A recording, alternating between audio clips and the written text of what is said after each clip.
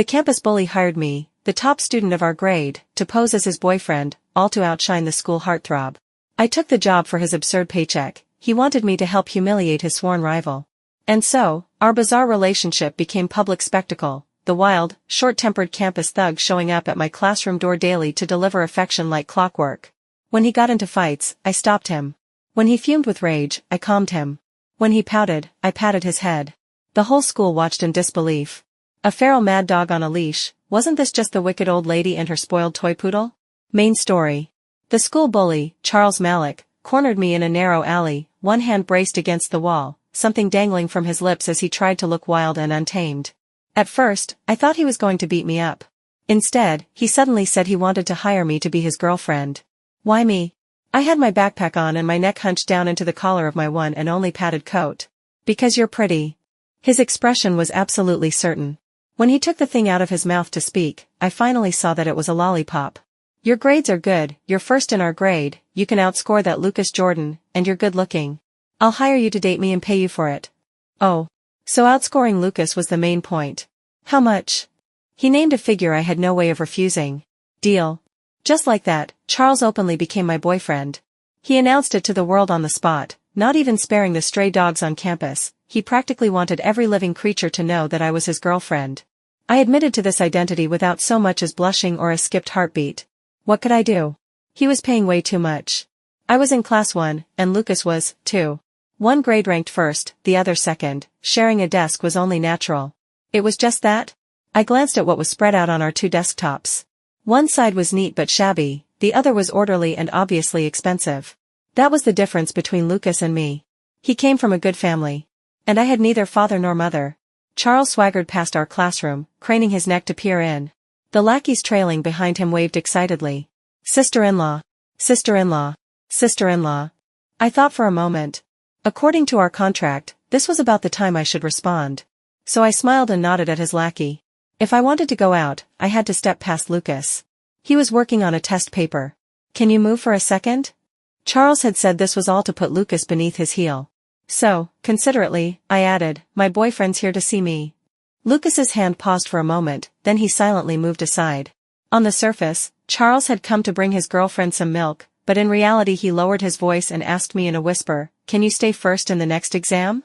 I heard Lucas's parents got him some top-notch one-on-one tutoring. If you're not feeling confident, I can find someone for you too. Improving your grades isn't about one-on-one tutoring. I took the carton of milk from him. Talent isn't something extra lessons can give you. Charles gave me a big thumbs up. Badass.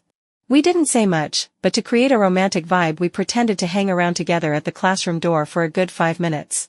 Plenty of people saw us, and it only made them more convinced by Charles's public announcement. The school forum was refreshing like crazy. Holy crap, Michelle Huber and Charles? Have those two ever even talked before?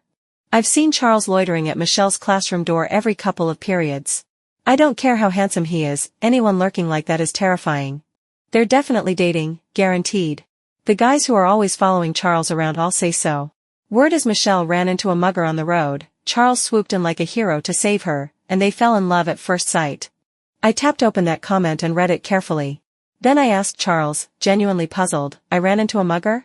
Heroic rescue? It's to make our first encounter sound more dramatic, so the story is more romantic.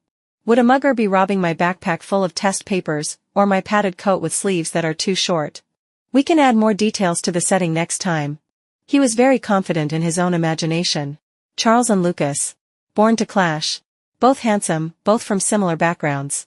In school, people naturally favor those with good tempers and good grades a bit more. Because Lucas was ranked second in our grade, the title of school heartthrob fell on him. As for Charles, his temper was so awful that hardly anyone dared mess with him. He texted me. You absolutely cannot lose to Lucas. I replied, even if I beat him, no one's going to think that means you beat him. You're my girlfriend. You being first in the grade makes me look good. How about 10 grand if you get first place this time? I'll raise the stakes next time. I stared at those two words, 10 grand, for a long time. Then I picked up my pen and started doing practice problems. Until a girl by the window tapped on the glass. Hey, could you help me call Lucas? I didn't even lift my head, I just leaned forward a little so she could see Lucas sitting right beside me. Lucas stepped out. I knew she was probably his girlfriend. When he came back, he had a carton of milk and a bag of cookies in his hands. The cookies must have been freshly baked, their smell filled the room. Maybe that was one of the reasons Charles hired me to be his girlfriend. Because Lucas had won. That strange sense of competition. The next second, my phone buzzed violently. I heard his girl brought him snacks. Where's mine? I want some too.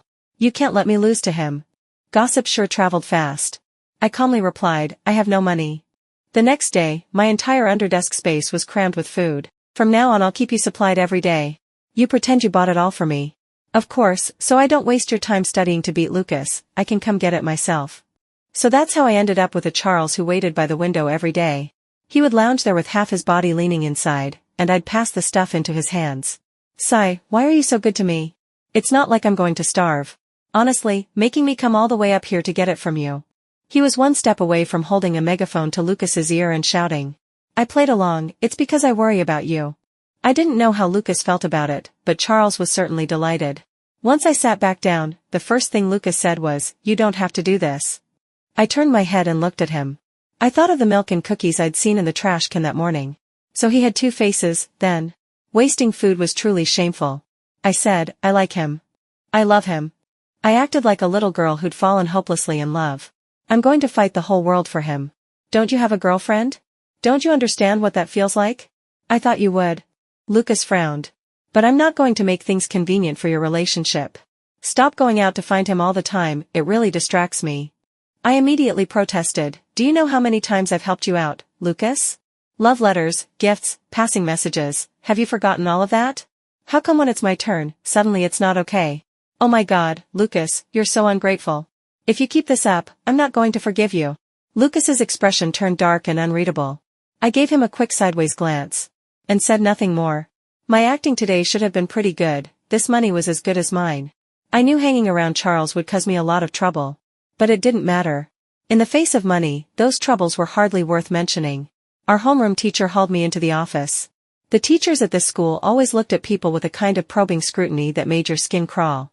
Everyone in the office pretended to be busy with their own thing, but all their ears were clearly pointed in my direction.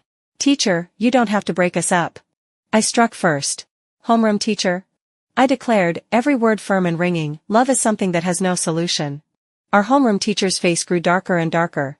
The most important thing for students right now is their studies. I'm first in the grade. Do you have any idea what the consequences of your behavior will be? I'm first in the grade. Get your parents in here. I'm first in the grade. Oh, you meant my parents. I smiled. Teacher, if you want to talk to my parents, you'll have to burn Joss paper and notify them in the afterlife. The person in front of me once told me that a wild child without parents is always hard to discipline. Clearly, he's forgotten that himself. There are so many people at this school who are dating, and you always pretend not to see them. You don't dare lay a finger on them, and yet you only ever come after me. Teacher, aside from this whole dating thing, you've criticized me countless times for every little thing, haven't you? For the sake of fairness, why don't you call Charles's parents in too? I was kicked out. I lowered my head, straightened my collar, and kept my composure. I could endure his scorn and his misunderstandings. But no one was going to sever my bond with money. My bold declarations only made the rumors spread faster and wilder. No one dared chirp in front of Charles, they were scared of him. But when it came to a special student like me, the ugly words somehow always found their way to my ears. So I demanded emotional damages from Charles. He didn't hesitate, he handed me the money, then spun around and went to drag out the source of the rumors and beat him into the ground. Charles's eyes curved as he looked down from above. You've got some nerve. Bro, I was just talking nonsense. I really didn't mean anything by it. Oh, great. Then I'm just beating you casually too. I also didn't mean anything by it. Charles was smiling, but the smile never reached his eyes. Lately he'd been standing too close to me, people kept forgetting that, at his core, he was not someone easy to get along with, he was a tyrant. When he was done fixing the guy, I quietly stepped out from the other side. Charles, let's go. Charles gave a cold snort and stepped on the guy on the ground. If this happens again, I'll kill you. Then he slung his jacket over his shoulder and walked off after me. Everyone present stared in horror at the two figures walking away together in the distance. He comes when she calls? He obeys the second she speaks? Charles listens to Michelle that much? Michelle looks all quiet and well-behaved, but who would have thought she has some secret kink for keeping a vicious dog? In reality, the conversation between the two of us went like this. Charles poked disdainfully at the jacket I'd just thrown on. So damn lame. What are you even wearing? Too warm to be cool, too thin to be warm. I'll go buy you a couple of new ones. No, thanks. Hands in my pockets. Face full of indifference. If I wear that, in 2 days people will say I'm being kept. Pot calling kettle black. With his tacky mud of an aesthetic, if I said yes, in a few days he'd be stuffing me into some jacket covered in giant logo prints. Charles frowned. That's just their jealousy after being poor so long they hallucinate. Maintaining a deep, meaningful conversation with Charles was hard work. Because he never wanted to hear what was between the lines, only what he liked hearing. Honestly, you don't have to care what people say about you today. None of that matters. You're just waiting for a chance to ask me for emotional damages again, aren't you? He'd caught me, so I twisted my words a little. Of course, when it comes to personal reputation, we can't just ignore it. Charles snorted twice. Now that you're publicly my girlfriend, anyone who talks shit about you is slapping me in the face. Your face is easy to hit, but if they so much as brush mine, I'll beat them to death. Having said that, he turned to me for praise. Moved yet? I didn't dare move. To be fair, this was the same guy who cornered people in alleys, he could still be pretty terrifying. I coughed twice. And said goodbye to Charles. With the money buff stacked on me, the usual 5 or 6 point gap between Lucas and me suddenly stretched to more than 10. The day we got our grades back, Charles was even happier than I was. He leaned against my window, holding my score report and flipping it back and forth. Hey, Lucas, how'd you think this score happened? How could this be, huh? How is there still this much room for improvement? Ha ha ha, I wouldn't know, seeing as my girlfriend is just that amazing. Some people get one-on-one tutoring and still don't get anything, unlike my girlfriend, born genius, right, Lucas? Lucas's face was cold, his lips pressed in a perfectly straight line, and he didn't say a word. He had, in fact, been working very hard. But no matter how hard he tried, he still dimmed under my halo. I lay on my desk, half squinting, my head swimming. I was sick. The day I went out to find Charles, my jacket hadn't kept the wind out. 2 days later, I went down. I forced myself through the exam anyway. In my head, we should have widened the gap to at least 20 points. Charles quickly noticed something was wrong and hurried over to feel my forehead. Shit, you're burning up. Michelle, you've got a fever and didn't say a word. Charles frowned and lowered his voice. Do you have a death wish? He rushed off, I had no idea where he was going. I drifted in and out. Something cool seemed to press against my forehead. Before I could even wonder where that touch of coolness came from, Charles's extremely distinctive voice was already crackling in my ears. Lucas, you son of a, get your filthy hands off Michelle's head. Then came another burst of chaos. So noisy. I found a comfortable position and fell asleep. When I woke up, Lucas was nowhere to be seen. Charles was gone too. A classmate seized the chance to come over eagerly and handed me a paper cup. Medicine. Charles just went to get it. Thanks. I took it. Charles and Lucas got into a fight. I sprayed the medicine in one violent cough. She hurriedly patted my back. But don't worry, Charles held back. He didn't pin him to the ground and pound him, and Lucas was careful too, he protected his face. I stood downstairs scolding Charles. What earth-shattering grudge do you and Lucas have that you had to start swinging now? Ever heard that small impatience ruins big plans? If you want to crush him, you've got to keep at it. Don't just throw punches whenever you feel like it. Once you hit him, the nature of this changes. He put his hand on your forehead. Okay, I know, he touched my forehead. But when something like that happens, you can't just rush in on impulse. You need to talk to me first before you do anything, got it? I just don't like him putting his hand on your head. Charles pouted, sounding full of righteous conviction. What if he's using some shady method to steal your genius? He actually used a word like steal, so cultured. He must have really been angry. I softened my tone. All right, fine. Next time you're not allowed to. You still have to coddle the client. Now he was sulking. When we got back, I went right back to doing practice problems. You don't have anything you want to say to me? I had actually been a little guilty. Even if Charles and I were just in a partnership, he was still my client, and this whole thing did have something to do with me. But then I turned my head and saw Lucas's eternally expressionless face. Don't try to wring money out of me. I don't have any to pay you. Lucas choked. After a moment, he adjusted his tone. You should break up with Charles. You two aren't right for each other. He said it very calmly, like he was issuing a notice. I set my pen down. And looked at him coldly. Lucas, you already have a girlfriend, and now you want to steal someone else's boyfriend too. Lucas. You can forget it. I am absolutely never leaving Charles, and Charles will absolutely never betray me. He could forget it too. I was absolutely never leaving my client. The sky is high, the earth is wide, but money is higher still. Lucas's face turned unnaturally pale. You're that sure he won't betray you? How's he supposed to betray me? Unless he refuses to pay the final installment. That won't fly. Whatever happens, I'm not betraying him unless he betrays me first. I locked eyes with Lucas. He pressed his lips together. Who knows what he was thinking? I swear, I never expected Lucas to suddenly act like Charles had knocked open some blocked meridian in his brain that day. Before, he'd always had this natural wariness towards me. Now that I was with Charles, that layer of natural guard was gone. I didn't understand people like that. I told him, you have a girlfriend. Can you watch yourself a little? My boyfriend and I have a great relationship. What you're doing is wrong. Do you have any idea what you're doing? Compared to staying near this Lucas who'd been body snatched, at this point, the purely transactional Charles had actually become my only shield. I don't have a girlfriend. Who'd believe that? I've never said yes to anyone's confession. I was shocked. So you were just casting a wide net? Lucas lowered his eyes. Maybe there were a lot of misunderstandings before. I just hope we can go back to how we used to be. Lucas. Charles's voice floated in from the window, dark and cold, cutting him off. Go back to what, exactly? If you've got something to say, why don't you try saying it to me? I've got plenty of time. I can listen to your inner feelings, how about that? I had never found Charles's voice so pleasant. Charles's tone turned sinister. If you dare mess with Michelle's studies, I'll beat you into a red beef meatball. Don't think I don't know you're jealous of her being first in the grade and this is the best you can do, cheap little tricks. Did you forget I'm her boyfriend, or are you really that keen on wedging yourself into someone else's relationship? I was genuinely moved. I decided that next time I'd score 25 points higher than Lucas. That would really piss this 25 off. Later, Charles asked me privately, you and Lucas knew each other before, didn't you? Once our equal footing money relationship was back in place, I instantly changed my expression. That's not something I'm obligated to disclose. You definitely knew each other. He frowned, looking more and more certain the longer he thought about it. Otherwise he wouldn't be sneaking looks at you every day. Charles gave a cold little laugh.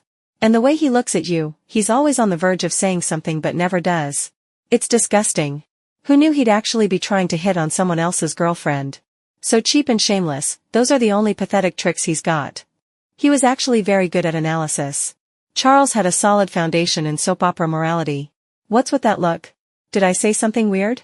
I'm serious. Stay away from him. I've known Lucas since we were kids.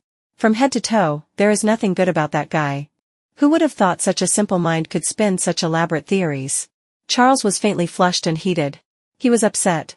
If he was upset, then my equal footing money relationship was in danger. It wasn't time for that yet, I still had more to earn. So I soothed him. Don't worry, I'll definitely save your face. Lucas is nothing but my stepping stone as first in the grade, Michelle's little footstool. Charles snorted twice and cheered up again. I hadn't told the truth. In fact, my history with Lucas ran pretty deep. When I got back to the classroom, Lucas said he wanted to talk to me. I refused.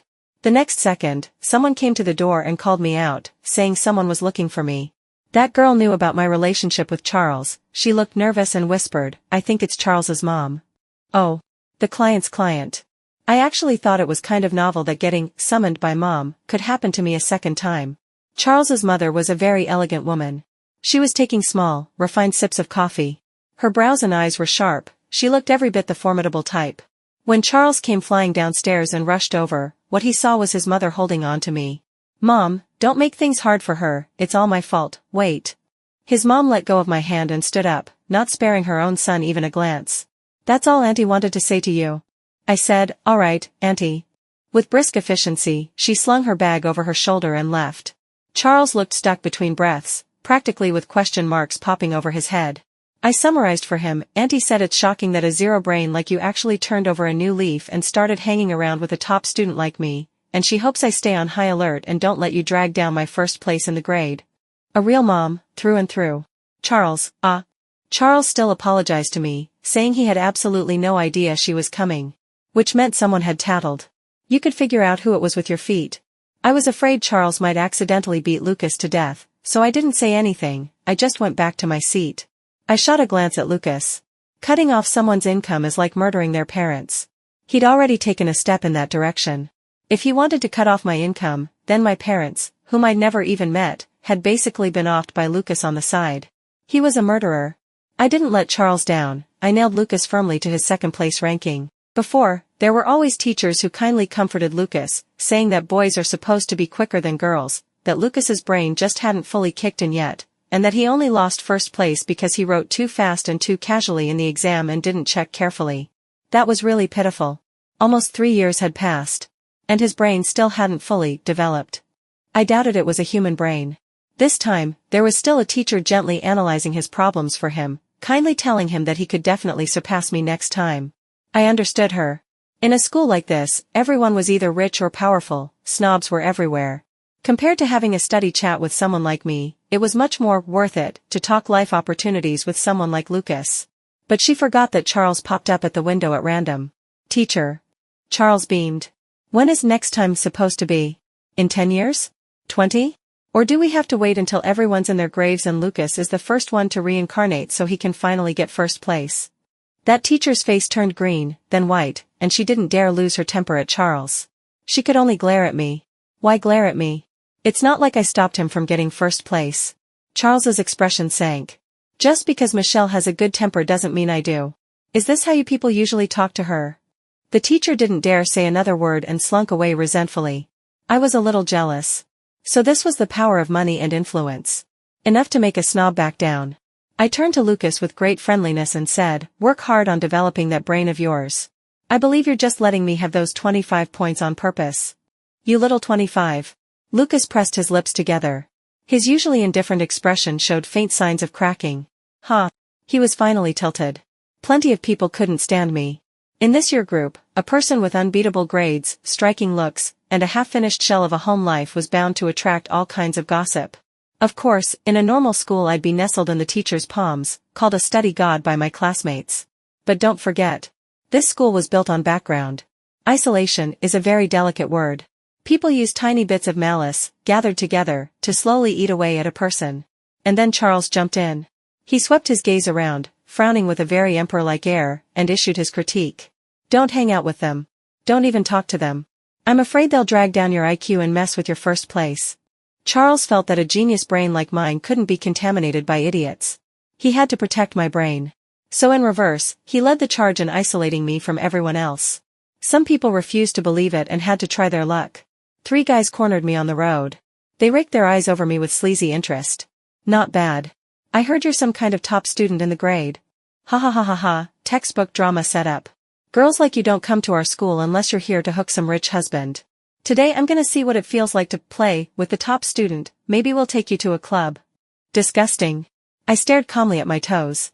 They were thrown off by how composed I was and started fantasizing that maybe I secretly enjoyed stuff like this.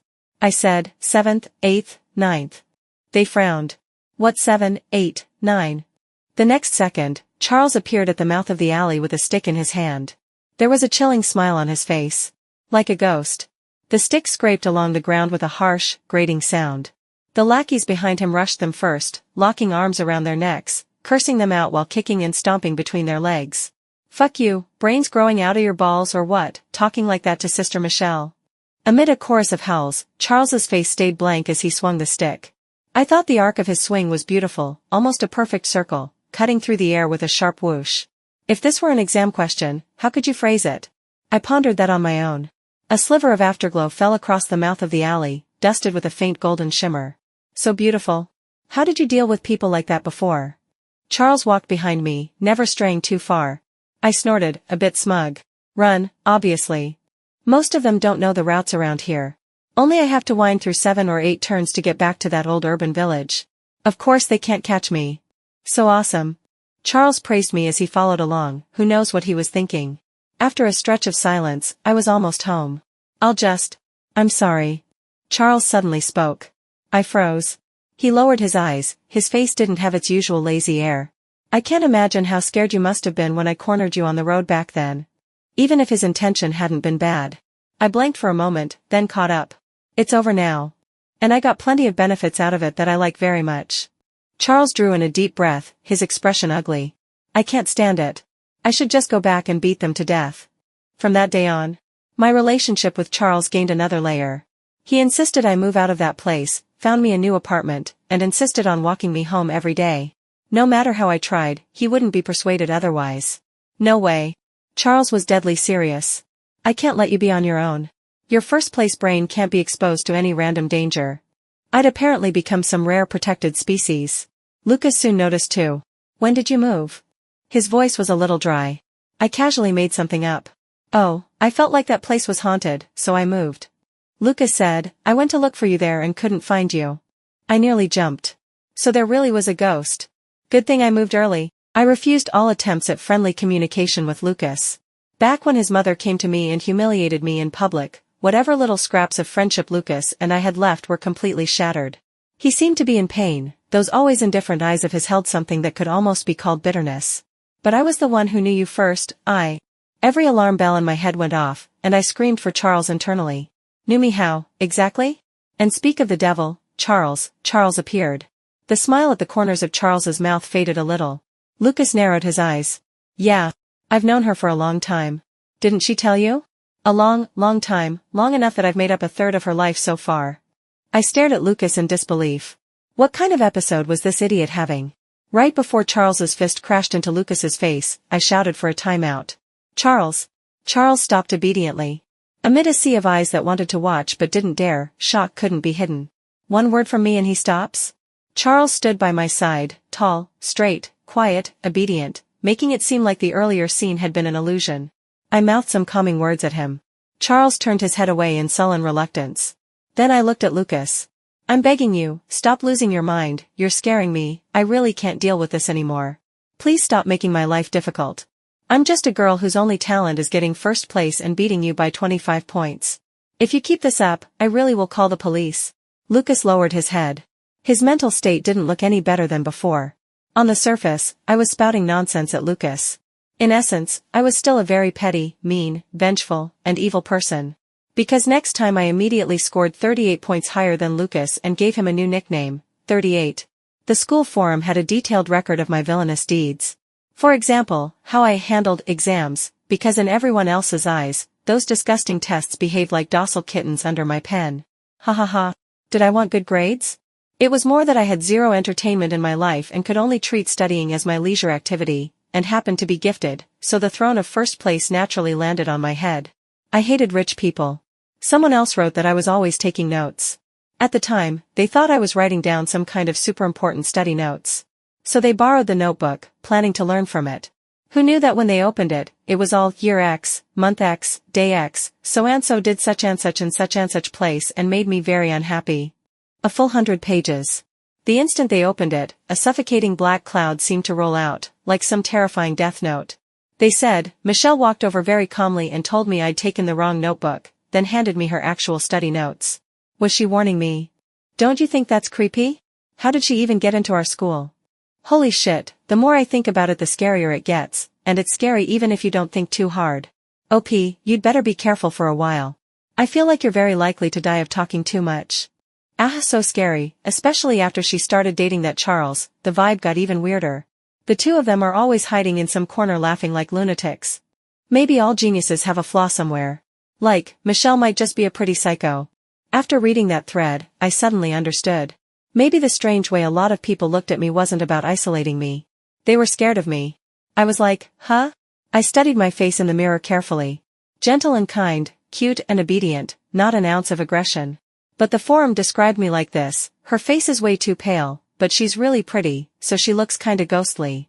In truth, I just didn't like standing in the sun, and on top of that I'd been too poor to eat properly for a long time. So my complexion was always bad. When she smiles at me, my heart skips a beat. Not from love, from cardiac arrest. I don't know why, I'm just terrified. Please don't smile at me, I'm scared. Even my basic friendliness, my smile was getting misinterpreted. It felt like the sky was falling. This was my carefully curated, beautiful persona. So the idiots who cornered me were actually pure idiots. Anyone who wasn't an idiot would overanalyze and keep their distance instead. As for my relationship with Charles, the forum had plenty to say too. Is Charles Michelle's dog or what? How come whatever Michelle says goes? Michelle looks so quiet, but who knew she's totally the one holding the leash? Women who look honest are the scariest when it comes to handling their dogs. Wait, a mad dog on a chain, this is literally the wicked old lady and her curly-haired toy poodle, isn't it? So harsh. But it was fine. Some people said that me dating Charles was basically collusion between two villains. One did mental damage, the other physical. Like when we messed with those idiots who'd cornered me and then someone walked in on us cackling in a corner afterward. The passing students were like, oh my god. They detoured in horror and went the long way around. Calling it a petty villain's triumph might sound ugly. But calling it Michelle's triumph made it kind of cute. Charles squatted in front of me, finally stopping his laughter, and quietly watched me for a while as I laughed so hard there were tears in my eyes. Michelle, I like you. I couldn't laugh anymore. We're not a good match. Hands in my pockets, I walked ahead of him. We're perfect for each other. Charles followed close behind, trying to convince me. Because when your mom shows up again and offers me $5 million to leave you, I will unhesitatingly choose the bank card and block you. Then I'll give you $10 million. I stopped walking. Charles immediately lowered his head, looking up at me with pleading eyes. I set my hand on his forehead. His face turned red and his gaze skittered away. What are you doing? No fever? You look like you've got one. I hummed thoughtfully. Charles was very good at playing the fool. He refused to give up. Michelle, look at me. My grades might not be great, but I don't look that bad, right? And I've got money, I have. My grades are bad. Charles looked like he'd just been struck by lightning. After that, Charles stopped coming to me. Some observant people noticed something was off. They thought Charles and I had fought and broken up. Of course they were delighted. They still remembered how many people Charles had beaten up back then over this whole thing. Now the wicked old lady and her curly toy poodle had finally split. Then somebody said to Charles, I heard Michelle's going to represent our school in an exchange program at another school. Charles said with a cold face, that's her own ability. The moment they saw his expression, they knew they'd hit pay dirt. Charles and Michelle were definitely on the rocks. Sigh, Brother Malik, if you ask me, that Michelle is just a pretty face. She's that poor, she's only good for messing around with, you know? The next second, Charles kicked him so hard he flew a good 2 meters. Charles looked down at him from above. Are you suicidal? The guy panicked. Huh? What? Bro, aren't you two broken up? Who's your bro? Charles squatted down with a smile. He patted the guy on the head. If you dare say one more thing I don't like, I'll have you kicked out of this school. Who the hell told you we broke up? She can dump me if she wants, but what right does your cheap mouth have to talk? You'd better stay out of my sight for a while. I've got my eye on you, you mutt. Just then, Lucas happened to walk by. Charles was in a very, very bad mood. And you, Lucas? Lucas stopped. Charles said lazily, I really hate homewreckers. Anyone who willingly stoops so low to be the third party doesn't end well. Dating one person while trying to seduce someone else's, do you have any idea how many crimes you've committed? You'd be lined up for execution. The onlookers, It sounded like they'd just heard something explosive. Lucas gave a soft, derisive laugh. Homewrecker? Don't flatter yourself. Michelle's life was never going to include you. And I don't exactly have a so-called girlfriend. Did you ask my permission before slandering me, idiot? Slander you? Charles arched a brow. Then go ahead and sue me. I'd love to see if it counts as slander, you cheap little bitch. Lucas had always been the model student, the flawless representative, clean, pure, cold. And now the two of them were going off like someone lit a string of firecrackers? Things spiraled. Former childhood friends turned mortal enemies, what for? Today's campus news brings you live coverage. I had just gotten back to school. A few students from the other school trailed behind me. As always, I stuck to my usual style, modest, polite, gentle, and well-behaved to the point of death. Just follow me. If there's anything you don't understand, feel free to ask. As we walked, something started to feel wrong. Up ahead, lots of people were hiding behind trees and bushes, a few had even climbed up into the branches. Everyone was craning their necks, clearly wanting to get closer but too scared, so they were relying entirely on eye power. Until a voice, so furious it sounded like a crashing wave, suddenly slammed into my ears. You fucking homewrecker. I was like, oh. In that instant, it was like the back of my brain went blank, all the wrinkles smoothed out. The exchange students behind me went from stunned to flushed, and in each of their eyes was the most basic human instinct, curiosity. I quickly blocked their line of sight. Let's head over to that teaching building first. Right then, someone with sharp eyes spotted me. They sprinted toward me. It's bad, Michelle. Charles and Lucas are fighting over who's the homewrecker. Did you and Charles break up? Who's the real homewrecker, Michelle? Say something. Go stop them before they start throwing punches again. He rattled all of that off in one breath. The exchange students' dazed gazes all landed on my face. Then they said, one after another, we understand, we understand. Michelle, go take care of your stuff, we'll just wander around. I turned my head. Both of them were right there. Under a barrage of scorching stares, I somehow managed to drag the two of them off to a quieter spot to talk. Charles's hair was slightly mussed, but his eyes were blazing. Michelle, tell him, did we break up? Lucas stood a short distance away, his face pale. You and he were never real to begin with, were you? Charles took a step forward, blocking the space between Lucas and me. Whatever goes on between her and me is none of your business. None of my business? Lucas gave a humorless laugh. Charles, how much do you actually know about her? Do you know why she always wears that old padded coat in winter? Do you know why she studies like her life depends on it? You know nothing. I know she's cold. Charles took off his jacket and draped it over my shoulders. I know what she needs, so I give it to her. I know when someone bullies her, I protect her. What about you? Other than acting all high and mighty on the sidelines, what have you ever done? Lucas was struck speechless. Watching this ridiculous drama unfold, I suddenly felt tired. This play had gone on so long that even I could barely tell what was real anymore. Extra. Michelle just walked off with Charles. Lucas is left standing there all alone. Why does Michelle even like Charles? I still think shipping number 1 and number 2 is better. I dunno, maybe good students just like bad boys. From afar he looked like bristling fur, up close he was a straight-up lit powder keg. No matter how much Charles explained or tried to hide it, he couldn't cover up his dynamite nature. I decided it was time to temporarily dissolve our partnership. Having a client fall in love with you is really bad for one's professional reputation. Charles very deftly dodged the topic, saying he planned to work his way up to a score of 600 first and that I shouldn't bring it up yet. I thought he'd lost his mind. Then he took out a sum of money bigger than anything I'd ever seen in my life. I immediately felt he had great potential. Well, putting it another way, I changed tack. When it comes to studying, it's never too late to start. Maybe I'd studied myself into madness. Or maybe I'd mistaken the pain in my chest from pure rage for the fluttering of my heart. Otherwise, why was it that when I saw Charles, my first thought wasn't idiot but good looking? Charles squatted obediently beside me, opening his mouth and closing it again. Don't be mad. Then why did you get 9 out of 10 problems wrong? I rapped him on the head. Explain it again, he said, rubbing his forehead with a grin. I'm dumb. I'll admit it. He really was trying hard. He'd even hired a private tutor just for himself. Then he dragged me over to sit in on his lessons. I liked that kind of one-on-one. While he was in class, I got to sponge off it for free. Well, putting it another way, it wasn't bad at all. Lucas watched us grow closer and closer, like his soul had left his body. Are you two really that close? But once, you and I. Always with the once. I didn't know if he was trying to get under my skin or Charles's, but Charles definitely looked like he was enjoying it. I didn't understand. Once, for both of us, was a very sorry sight. Sure, memories can soften the pain in them. But that doesn't mean I forget. I'm first in the grade, my brain is exceptional, and I remember every detail clearly. The day Lucas nearly drowned on that camping trip, there was no one beside him. The rest of the Jordan family had gone off to do something else. It was me who pulled him out of the water. From then on, I was the one who owed the Jordan family a favor and got placed in his school. But at the same time, didn't they also owe me a life? I gently crushed his fantasy. Lucas, if you're asking whether I regret saving you after getting to live it all over again, no, I don't. Because from the very beginning, I approached that day with the intention of saving you. I'd gambled on that 1 in 10,000 chance. My face was blank. Maybe the river would rise. Maybe your leg would cramp. I was crouched behind a tree waiting, just for that one moment. Lucas froze, his face suddenly empty of expression. It hadn't been some simple coincidence. I'd just noticed his expensive shoes. And the Bentley parked 50 meters away. I chose to take a chance. I'd prepared thoroughly.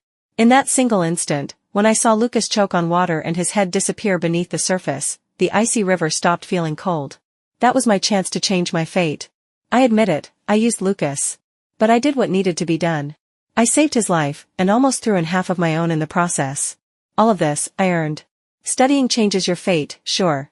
But only if you actually get the chance to study. So, to thank me for saving their son, the Jordan family sent me to study at the same school as Lucas. Lucas was stubborn. But you still saved me.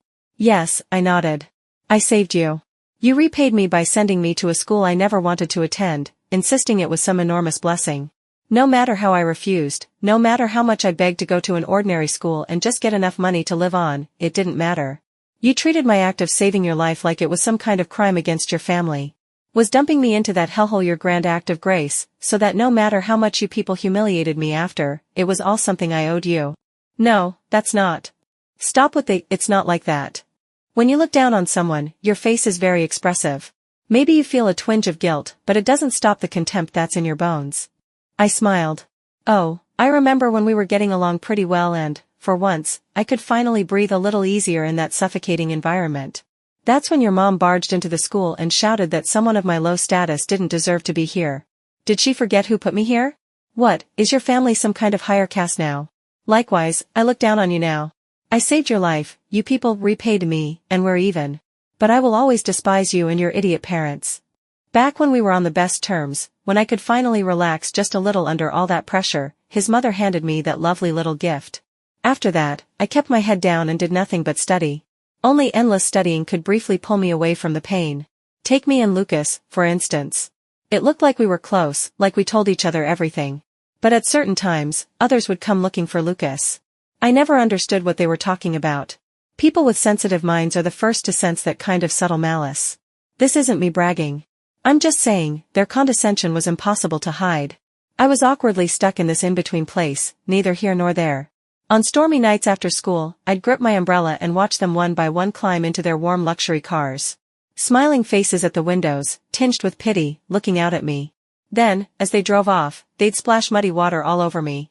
Disgusting, disgusting, disgusting. So, Lucas, I find you absolutely revolting. Do you understand now?